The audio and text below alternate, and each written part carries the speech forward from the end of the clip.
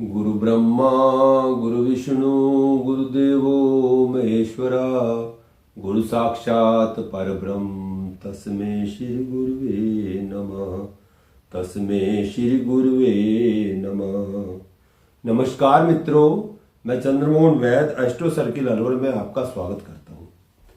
मित्रों, राशियों के मासिक फलादेश के क्रम में आज अपन बात कर रहे हैं राशियों में छठे नंबर की राशि कन्या राशि के बारे में कि कन्या राशि के जातकों के लिए दिसंबर माह कैसा रहने वाला है।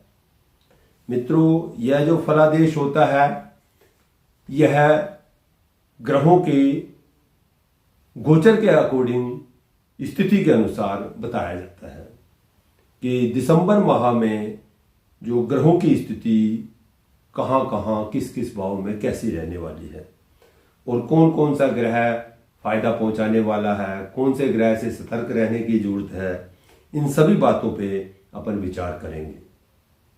मित्रों, जैसा मैं पहले भी बताता रहता हूं कि जिनको अपनी जन्म डेट का पता है, जन्म कुंडली का पता है, तो वो अपनी चंद्र राशि से इस फलादेश को समझ सकते हैं, अपनी लगन राशि के अनुसार भी इसको समझ सकते हैं।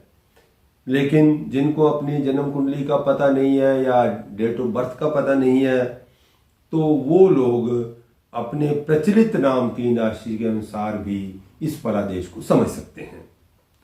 तो मित्रों, आओ बात करें सभी ग्रहों के बारे में, कौन कौन सा ग्रह कैसे कैसे जो है कि फायदा पहुंचाने वाला है कन्या राशि के जातकों के लिए।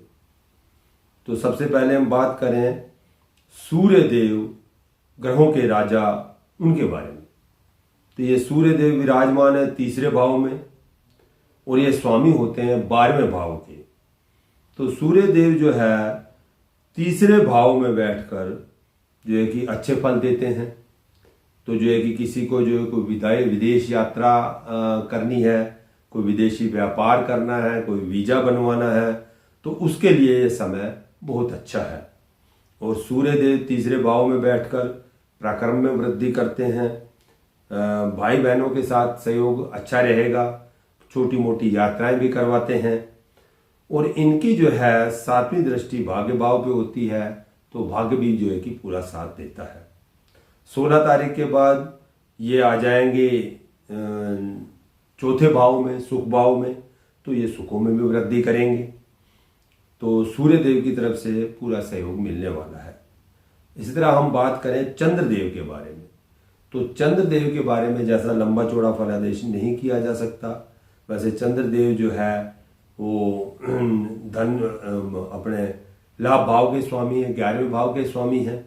लेकिन ये 2.25 दिन में चंद्रदेव राशि परिवर्तन कर लेते हैं।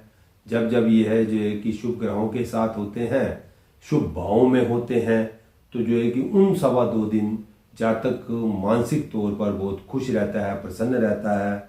जब ये क्रूर ग्रहों के साथ होते हैं, 6, 8, 12 भाव में होते हैं, तो उस समय जो है कि मानसिक तौर पर जातक परेशान रहता है। तो चंद्रदेव के बारे में बस यही कहा जा सकता है। और 2.25 दिन के बाद फिर राशि परिवर्तन हो जाती है, तो फिर जो है कि इनके जो फलादेश हैं वो बदल जाते हैं। इसी तरह हम बात करें मंगल देव के बारे में। मंगल देव विराजमान है तीसरे भाव में, पराक्रम भाव में, अपनी ही राशि में विराजमान है। तो यह बहुत अच्छे फल देते हैं तीसरे भाव में मंगल देव बैठकर। तो मंगल देव यहाँ के कारक ग्रह हैं। तो मंगल देव 8वें भाव के भी स्वामी हैं। तो मंगल देव यहाँ बैठ के आपके जो है कि पराक्रम में वृद्धि करेंगे, आपके छोटे भाई बहनों के साथ अच्छा रहेंगे व्यवहार, आपका जो है कि छोटी मोटी यात्राएं भी करवाएंगे। तो 8वें भाव के भी जो है कि फल अच्छे देंगे। 8वें भाव में जो है आपके कोई रुका हुआ धन है या कोई गूढ़ विद्या का ज्ञान है, तो वो आपको जो है कि ये यहाँ पे उसमें फायदा मिलेगा। तो इसी तरह इनकी जो चौथी दृष्टि है वो 6ठे भाव पे पड़ती है, तो यह भी बहुत अच्छा संयोग है। रोग रिपू ऋण के लिए ये फायदेमंद होंगे। कोई कंपटीशन दे रहे हैं तो उसके लिए भी जो है कि मंगल देव सहायता करेंगे। इसी तरह हम बात करते हैं बुध देव के बारे में। तो बुध देव जो है वो कैरियर भाव के स्वामी हैं, 10वें भाव के स्वामी हैं, और वो आपके लगन के स्वामी हैं। बहुत ही अच्छा संयोग है। और वो विराजमान है आपके सुख भाव में, चौथे भाव में। तो यहाँ पे बुध जो है कि बैठकर आपके जो है कि हर तरीके से फायदा पहुंचाने वाले हैं। आपके कैरियर में फायदा पहुंचाने वाले हैं। आपके जो है कि स्वास्थ्य अच्छा रहने वाला है। आप मानसिक तौर पर एकदम स्ट्रोंग रहेंगे। आपकी बुद्धि बहुत अच्छे काम करेगी। सुख भाव में बैठ के आपके सुखों में वृद्धि करने वाले हैं। आपको भूमि, भवन, वाहन आदि का कोई जो है कि आप सौदा करने वाले हैं, तो उसके लिए भी समय बहुत अच्छा है। और ये जो है कि कैरियर संबंधी भी आपको कोई नौकरी है या व्यापार है, तो उसमें भी जो है कि बुध देव आपको फायदा पहुंचाने वाले हैं। अगर आप नौकरी बदलना चाहते हैं तो आपको अच्छा पैकेज मिलने वाला है। तो बुध देव जो है कि आपको हर तरीके से फायदा पहुंचाने वाले हैं, क्योंकि चौथे भाव में बैठकर या अपने ही जो है कि राशि में दृष्टि डाल रहे हैं, कैरियर भाव में दृष्टि डाल रहे हैं। तो यह बहुत अच्छा संयोग है। इसी तरह हम बात करें गुरुदेव बृहस्पति के बारे में, तो गुरुदेव बृहस्पति 8वें भाव में विराजमान है, और ये स्वामी है 7वें भाव के, और ये स्वामी है सुख भाव के, चौथे भाव के। तो गुरुदेव बृहस्पति 8वें भाव में बैठकर मिले जुले जो है कि फल देते हैं। तो यहाँ पे ना ज़्यादा अच्छे कह सकते हैं, ना ज़्यादा खराब कह सकते हैं, लेकिन इनकी जो 5वीं दृष्टि है वो पड़ती है आपके 12वें भाव में।